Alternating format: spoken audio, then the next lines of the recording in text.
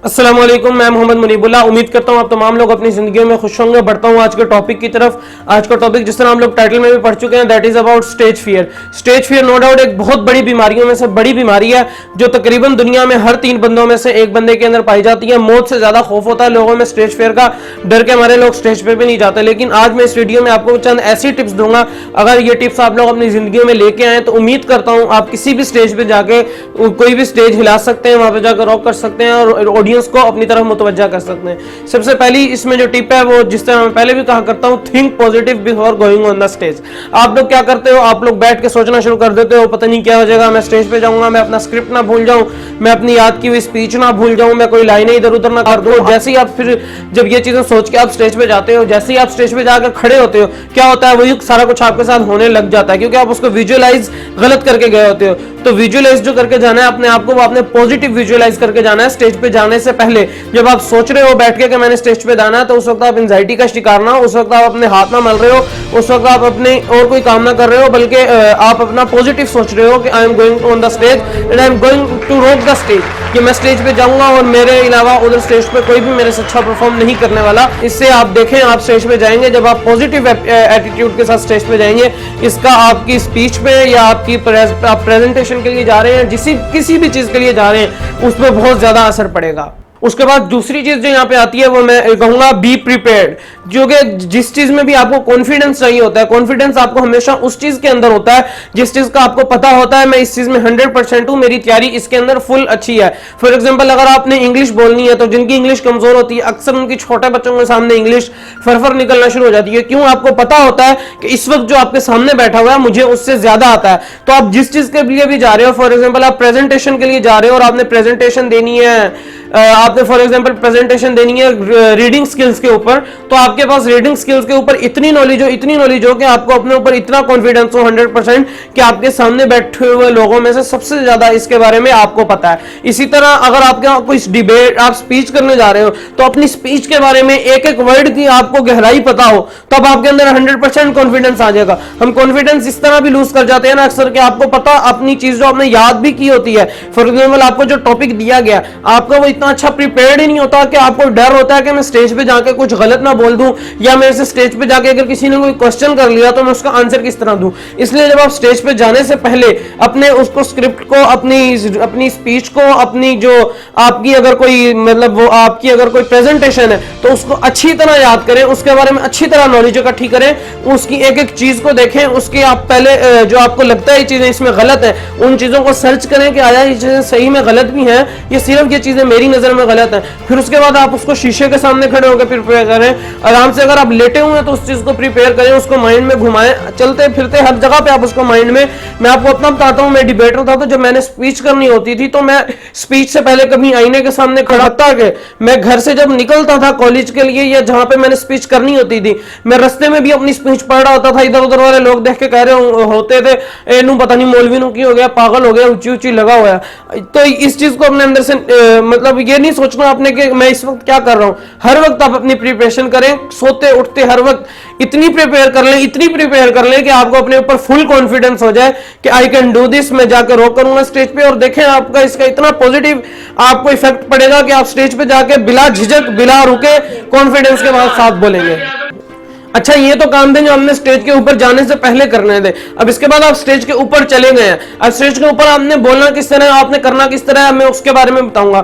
तो यहाँ पे एक ही चीज काम आती है, वो होती है कम्युनिकेशन स्किल्स। अब यहाँ पे ये काम नहीं आएगी कि आपके अल्फाज कितने अदबी हैं, अगर उर्दू में स्पीच है, आपकी प्रेजेंटेशन है, तो आप इंग्लिश के कितने मुश्किल लफ्ज यूज कर रहे हो। यहाँ पे जो चीज काम आएगी वो आएगी आपका और आपके सामने बैठी हुई ऑडियंस के दरमियान में जो ताल्लुक है वो कितना गहरा है, कि वो आपकी बात को कितना पिक कर रहे हैं। यहाँ पे मैं कोटेशन कोट करना चाहूंगा, वो है जेफ बेजोस की, the richest person of this century, the richest person of the earth. उनकी कोटेशन क्या है? Customer is the king and I am the servant. अब ये बिजनेस में चलती है, लेकिन मैं इसको उठा के यहाँ पे ले आऊंगा कि audience is the king and you are the servant. आपने ऑडियंस देखनी है अपनी, कि आपकी ऑडियंस किस तरह है। अब ऐसा नहीं है कि फॉर एग्जांपल आपको बुलाया गया है और आपने मजदूरों की मोटिवेट करना है, आपने मजदूरों के सामने स्पीच करनी है और आप वहां पे जाकर इंग्लिश में लेक्चर दे रहे हो। आप जितनी मर्जी ग्रामर यूज कर लो, आपकी इंग्लिश जितनी मर्जी अच्छी हो, आप धुआंधार प्रेजेंटेशन दे के आओ, लेकिन आप जब फीडबैक लोगे तो आपको जीरो फीडबैक मिलेगा, आपको कोई एक पॉइंट भी नहीं देगा। तो यहाँ पे आपने क्या देखना है, दोबारा मैं वही अपनी कोटेशन दोहराता हूं, audience is the king and you are the servant. आपने ऑडियंस को सर्व करना है कि ऑडियंस क्या चाहती है। आपको पता लग जाता है जब आपको टॉपिक दिया जाता है कि मैंने इस जगह पे जाना है, तो यहाँ पे आगे टॉपिक आगे ऑडियंस मेरी इस तरह की ऑडियंस बैठी होगी, या आपको थोड़ा मतलब बनने को अंदाजा होता है कि मेरे सामने ऑडियंस किस तरह की आने वाली है।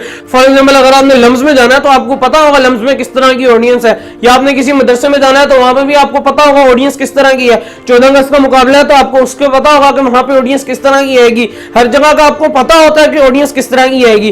तो हम लोग क्या करते हैं, अपना सारा जोर लगा देते हैं कंटेंट पे, को कंटेंट मेरा बेहतर से बेहतर हो, कंटेंट मेरा बेहतर से बेहतर हो। यकीन करें काफी दफा सादा अल्फाजी आपको आसमानों पे बिठा देती है। उसकी वजह क्या होती है, दैट इज कम्युनिकेशन स्किल। अपनी कम्युनिकेशन स्किल्स को बेहतर करें। अपनी कम्युनिकेशन स्किल बेहतर करने का राज यही है, अपने ऑडियंस को जान लें कि आपकी ऑडियंस उस वक्त क्या चाल रही है।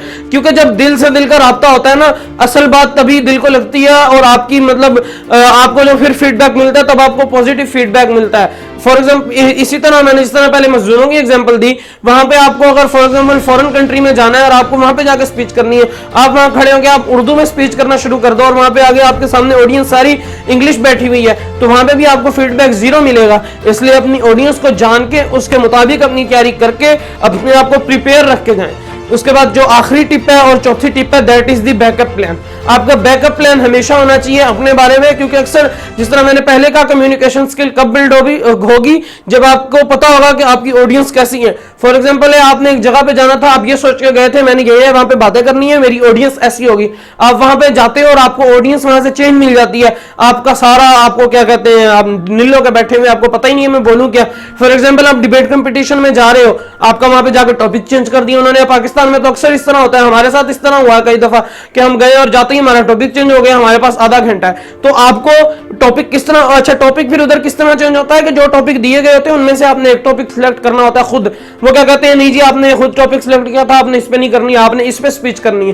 तो बैकअप प्लान हमेशा रखें कि अगर ये ना हुआ तो ये करूंगा, अगर ये ना हुआ तो ये करूंगा, ये ना हुआ तो ये करूंगा। यहां से अगर मैं भूलने लग गया तो मैं इस लाइन से ले आऊंगा, अगर मैं भूलने लग गया तो मैं ये वाली स्टोरी शुरू कर दूंगा। अगर वहां पे जाके ऑडियंस मेरी चेंज मिलती है, क्योंकि मुतवक्के चीजें तो पता ही होती है ना कि ये नहीं होगा तो ये हो जाएगा, ये नहीं होगा तो ये हो जाएगा। तो आपको फुल टू फुल अपने बैकअप प्लान तैयार रखने, इस बैकअप प्लान से भी आपका कॉन्फिडेंस लेवल बढ़ेगा। क्योंकि जब आपको पता होगा मेरे पास बैकअप प्लान है, मैं फंसने वाला नहीं हूं, तो वो बी प्रिपेयर्ड आपकी 100% हो जाएगी, जो मैंने पहले बताई थी।